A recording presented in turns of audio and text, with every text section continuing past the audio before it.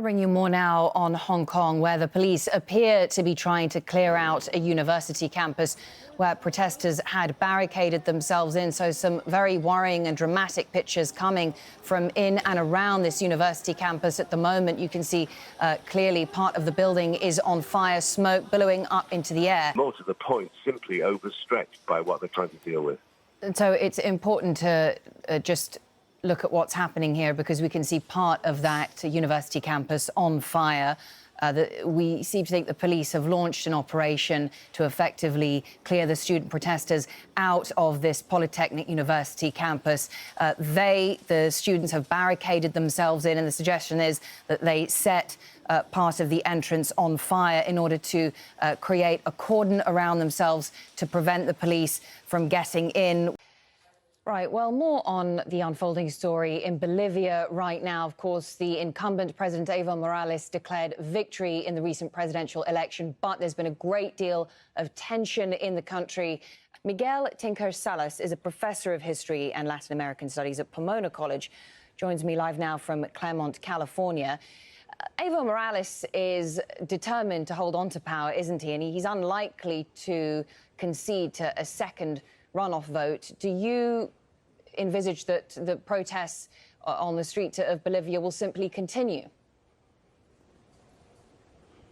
Well, they may continue, but they will eventually sputter out. He has successfully won previous elections, and he certainly can be credited with boosting the economy, as you say. But there are some who have accused him of authoritarian tendencies, and they're saying that his decision to run for a fourth term is in defiance of the Constitution and a referendum vote in 2016.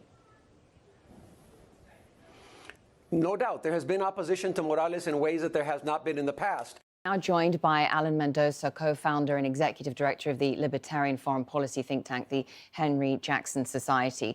You regularly have presidents, ruled against in that court. No one expects them to resign in that case. But we're not in the United States. No, we're not. This was a legitimate ruling on Boris Johnson's the US Supreme Court action and the balance of power in this country. It's true, but the US Supreme Court also makes legitimate rulings on, based on law. What he has tried to do is chart a clear path towards leaving the European Union on October the 31st. How has he tried to do that? By stating that's what I'm going to do. I'm going to do it at all costs. You're not given any details. I mean, most people in Westminster believe that while he says that he's negotiating in good faith, there haven't been any negotiations going on. The government's position is quite clear that you get a deal with the European Union 5 minutes before midnight. The Supreme Court decision had nothing to do with Brexit. This was strictly about the action of the suspension of Parliament in the 5 weeks leading up to the 31st of October. As a matter of law, that's correct. Said, I believe that someone threw acid on her.